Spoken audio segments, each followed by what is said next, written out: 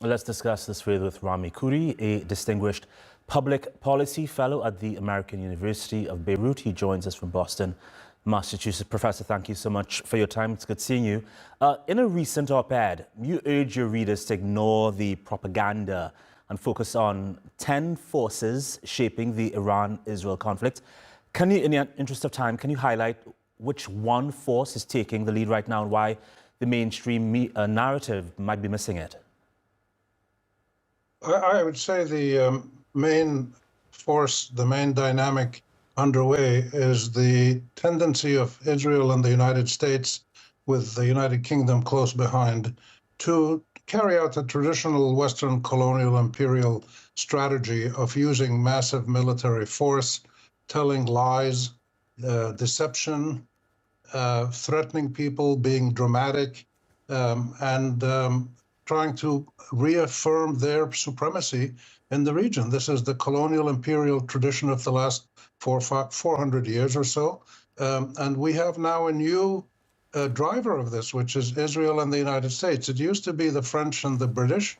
Then it became a little bit the Israelis with the British and the French in various attacks against Iran or against Jamal Abdel Nasser in 1956.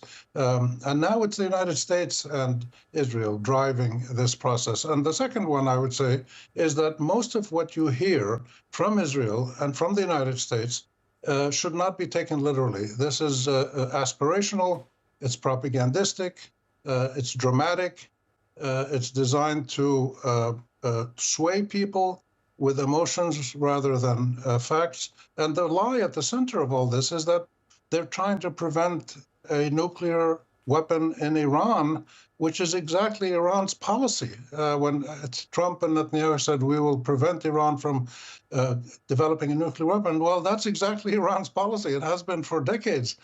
So this is really not serious diplomacy, nor is it serious statesmanship or leadership. But this is how the colonial imperial process has worked for centuries. And the people in Iran have dealt with this for a century, with first the Russians, then the British, then the Americans, and now with the Israelis. So they're ready to resist as much as they can, and we'll see still what capabilities they have and what damage they've suffered. It's still not fully clear who is gaining the upper edge. And part of what you're seeing is this massive American-Israeli propaganda campaign with highlighting their technological capabilities, which are quite serious, but also highlighting their lack of sensible policymaking with any kind of clear strategic thinking that has any chance of success. And the last thing I'll say here is that the centuries of colonial imperial domination of the Middle East, using military force and treating the local people as subjects and vassal states, that always failed in the end. It succeeded for a while because of the power that they have, and the US and Israel have much more power than anybody else right now. But it always fails in the end because the local people resist, and the foreign invaders get tired and go home. Alexander the Great did it, and the Romans did it. Everybody else has done it since then. Well, Professor, is this type of rhetoric coming out of the US and Israel, this unserious statesmanship and diplomacy, as you put it, is this why you said this conflict could spiral by accident?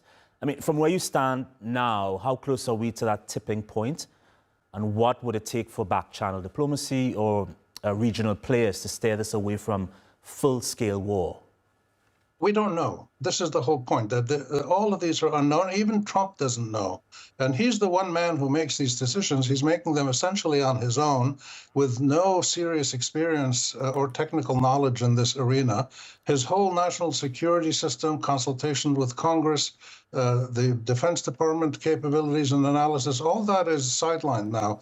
The United States is run by an individual who has no real background expertise in this arena, neither the nuclear arena nor the Middle East, and he's making all the decisions, which is kind of scary. It scares a lot of people. But an important point to keep in mind, a recent poll by Shibli Telhami at the University of Maryland showed that 69% of Americans, 69%, including Republicans and Democrats in the majority, do not want military action to stop the nuclear industry in Iran. They want a negotiated resolution, and an equally large 69% of all Americans want the nuclear weapons not to be in the hands. If there are nuclear weapons, they shouldn't be only with Israel, and none with the Arabs, but there should be no nuclear weapons in the Middle East. 69% of Americans